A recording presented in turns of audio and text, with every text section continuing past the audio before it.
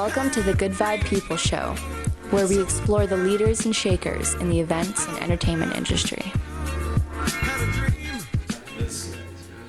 Sweating by the time this has started. Welcome everyone. We are here with another episode of the Dreamy Daydreamers with us. I'm so happy to have you around. So welcome, guys. Thanks, man. Thanks for having us. We're very happy to have you. The Daydreamers have been playing a few shows. We've been, dabbling around maybe 2 years, 3 years ish. Sure. I've been seeing the progress. Been seeing the whole thing evolve. So describe for those viewers here or listeners, what is it that you do? So we are an indie, folk, rock, alternative blend of sorts. We've been playing around together for about, as a whole, the Daydreamers have been together for, I think, almost 6 years. 7 years maybe now, a long time. We have 2 albums out already on all streaming platforms. And we're 5 band members who love each other, been friends for a really long time. We play together. Big shout out to Cedric and Tiana that couldn't be right. here tonight. So we got 3 on 5, right? That's exactly. We're missing 2. Yeah. So you guys seem like a big family. You guys are all friends, or is there no blood related in between you? No. Why did I always think that there were sisters in this band? I mean, the fact that we all wear glasses doesn't help. Yeah. And I guess when we sound alike, we start to look alike too, maybe. Yeah. But we started in high school, some of us. So actually, myself, Ali, and Cedric, we've known each other since we were. Yourself, Ali? Oh, me, Ali. Sorry, I meant I'm Ali. Myself, and for the listeners, myself and Cedric, the drummer, we've been friends since we were 4 and 6. So almost blood. There you go. That goes back a long time. Yeah, well, I learned something. I thought there was sisters somewhere, but good. You guys blend very well. That means so you guys are doing good for yourselves. So, tell me about the Daydreamers. How did that name come about? Like, what's the story behind the Daydreamers and the whole coalescence? That's Ali's brainchild, I think. Yeah. It really is. Tiana and I, we started it in grade 10, I want to say. So we were quite young, maybe 15, and she came up with the name because, we were always in class together, daydreaming and not paying attention, right? And writing songs. Thinking of music instead thinking of music instead of school, exactly. So it seemed so fitting at the time. And I think the name really suits our style of music, for sure. Yeah. It's fit for the Daydreamers. For sure. Like, just the fact that our first album was called All Through the Night, we always try to find, like, some kind of correlation to our name. We have a lot of...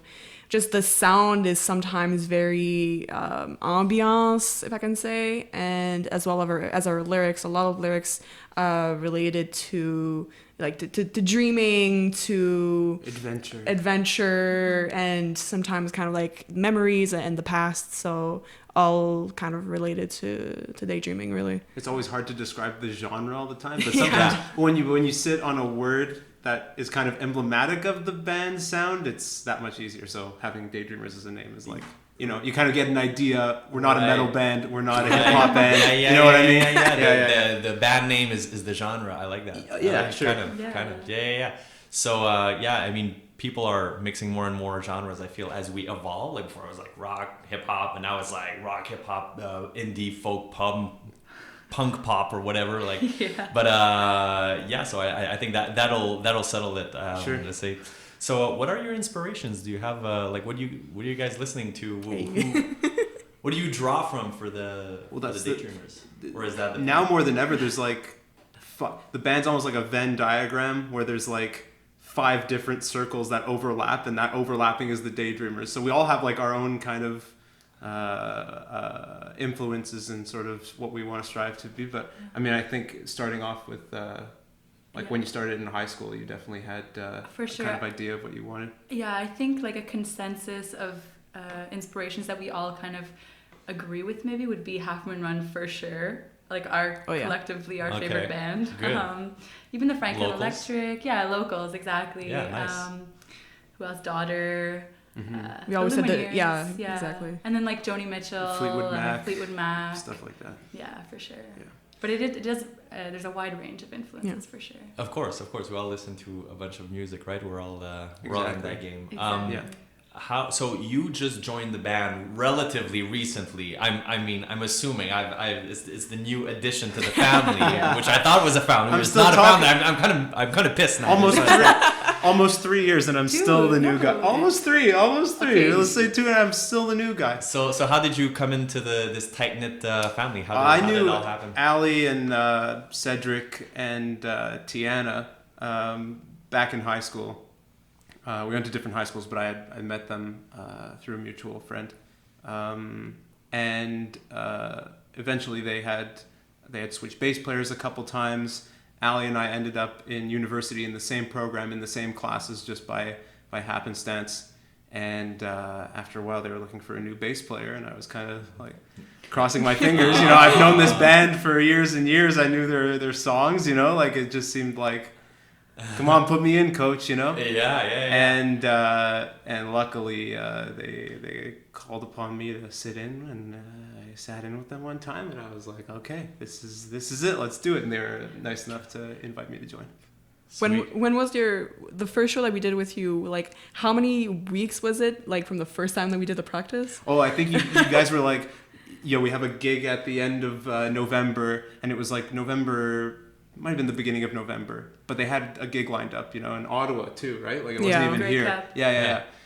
Is that a good thing? It's not in your local city, or is that? No, but it was just there was something Higher stakes. maybe higher stakes, right? Exactly, Like we need somebody to fill in, Yeah. So maybe is that why you chose me? Just because you had to? No. Is that I why? already know. I'm starting to figure it out. The right truth now. comes out. I'm in the starting to figure it podcast. out.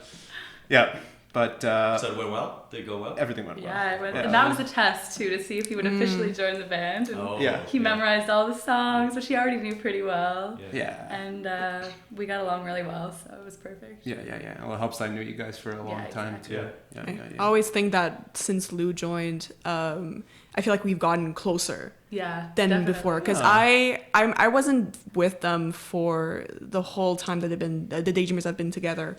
I joined at the same time as the old bassist, Okay. which is now about 4 years and going. So and just that 1 year, was it 1 year or 2 years? Maybe 1.5. It was 1.5 about. So and then I never thought like that I really belonged. I know it's sad to say, but like it's true. I know what you mean though. I know.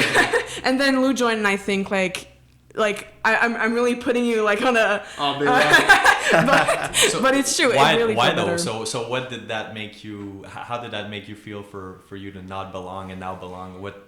What happened in? I don't in know. The meantime? It's just because not only the songs that we started playing when I joined, they weren't really my songs. Like they were the songs that they wrote before I came in. So I was kind of just like playing someone else's material.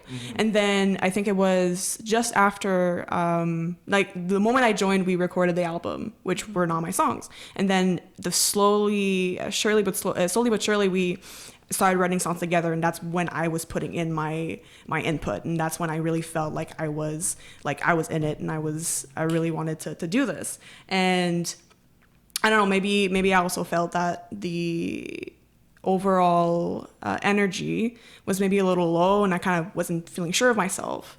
And I don't know, like since Lou joined, like we continued writing songs, and just he brought this kind of energy in the room that kind of like made us bring the energy up, like our kind of like potential up as well. Wow, thanks, Steph. Yeah, Wow. that's true.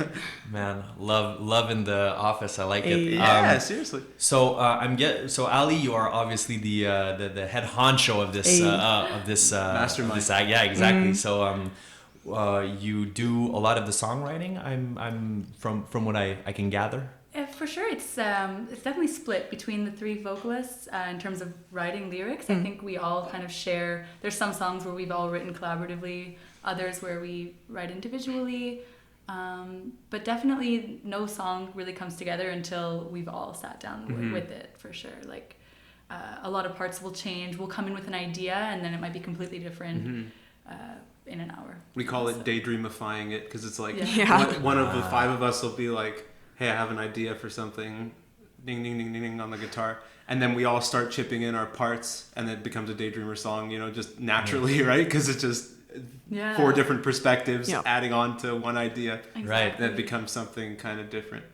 Well, it definitely sounds honest and very very smooth and cozy as a music genre. So I'm imagining when you say add a little bit of Daydreamers is kind of like that little spice, right? That little the Daydreamer X factor. Yeah, and there's just like certain tendencies. Our drummer Cedric, as a drummer, that once he starts adding his part on it, you're like, oh, okay. Or Ali, like some of your guitar tone, like you sound like Ali Corey. You dial up all that reverb. Yeah, exactly. That it's like, okay, this sounds. We're lucky enough that I feel like we can distinguish what our sound kind of is, which is something that's not always easy when you're in a band. Well, I feel it's a constant quest. Like you're never the same as you were last year. Or no, and you don't want to copy your influences straight up, but often enough, sometimes you'll, in the process of trying to copy a tone or a vibe of a certain artist, you end up just your own voice ends up coming through in the end anyway.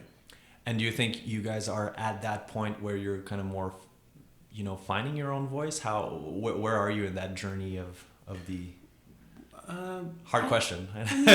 I think something that has always struck me is that it's really hard to find other people like us in Montreal that maybe aren't like that are at our level. For example, like a lot of our artists we like are from Montreal, but they're a lot bigger than us. So I so humble. It's true. I mean, so it's definitely a challenge, I guess, but it's also made us realize like how unique our voice is, and we've been lucky to work with like the last album we made, which came out last summer, was produced by Dave Trena from The Damn Truth. Cool. And at Freak Shop. At Freak Shop, yeah, his studio, and I felt he really kind of understood what that sound was, and having just somebody else who isn't part of the band as a producer that can kind of dial that up and play to your strengths and play to your weaknesses and all that. So that's been helpful in finding out what the voice of this band is or what it sounds like. And I find you mentioned earlier the influences of Montreal bands, and it does have. I think you are in that wave, and slowly but surely will, find your path that's truly yours. Fingers within crossed. that. I hope so. Yeah. Within that main. So what's up for you? You guys have released. You released the single, right? Very, very recently. We're releasing it this Friday. This Friday. Yes. Almost there. Good. So tell us more about it. So Friday the 31st, we're releasing our new single, Just Friends, which was actually recorded at the same time as our last album. So back in 2018. Yeah, with Dave Trena again. With Dave Trena, yeah. And that one didn't make it to the album. We thought it had a bit of a different style from the rest of our songs. I think it's actually quite unique in terms of its sound is a bit more rock than most of our songs. I mean, it's great. It's great, a really great song. But it fits well as a single, as its own independent song. And we're really excited to release it. Yeah, we just did a photo shoot a couple weeks ago, or a couple months ago, I should say, in preparation for it. And aside from that, we also released an acoustic video. Oh yes. About a month ago, I think. Okay. For our song Colors, which was a single from our last album. So that is on our Facebook, YouTube page and everything. And that one was really well received. So we were really happy with that one. It was filmed last summer in Toronto, just outside of Toronto. In Waterloo. No, Kitchener, Waterloo. Eventually, Yeah. And that was a whole story for that. So we're really happy that it turned out well, and it was a super fun experience. Sweet, amazing. So playing ArtJam next week. Yeah. Any other upcoming gigs that we should know about to check out for you? So far, no. Our only gig is following that will be in Kingston, Ontario. Kingston, Ontario. The following weekend on the 15th. So good. If any of you guys are out there in Kingston, come check us out. Us at the Mansion. The Mansion, yeah. And then aside from that, no shows. For now.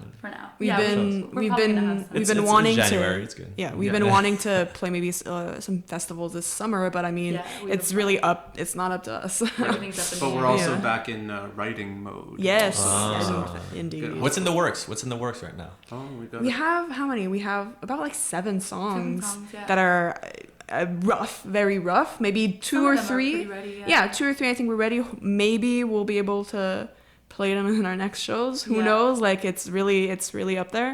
But yeah, we have about 7 songs that are being written at the moment, which is a lot considering like we've been popping them out really.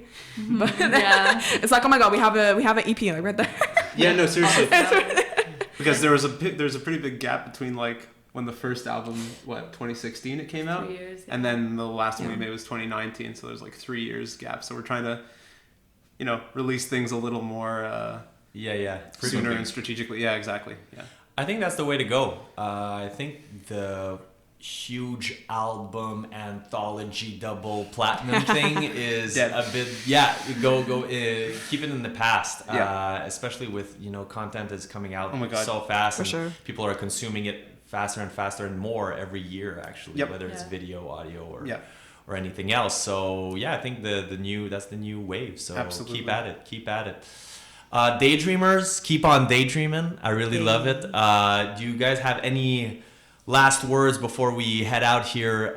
Before checking it out, where can people find you? And anything else you guys want to share to the world? We're everywhere on the internet. Everywhere. Everywhere. Facebook, Everywhere. Instagram. We watch you. Yeah. Well, Twitter, YouTube. maybe not everywhere. But You can go to our website, thedaydreamers.ca, and all of our links are there. We're on Spotify and Apple Music as well, and all the streaming platforms. that's it. That's us. Thanks a lot, Daydreamers, and we'll see you next Friday at ArtJam. Thank Yeah, you we'll very Can't much. wait Hope to to be see you there. all there. Have a good night. Oh, fading out with the plant shot. Wow.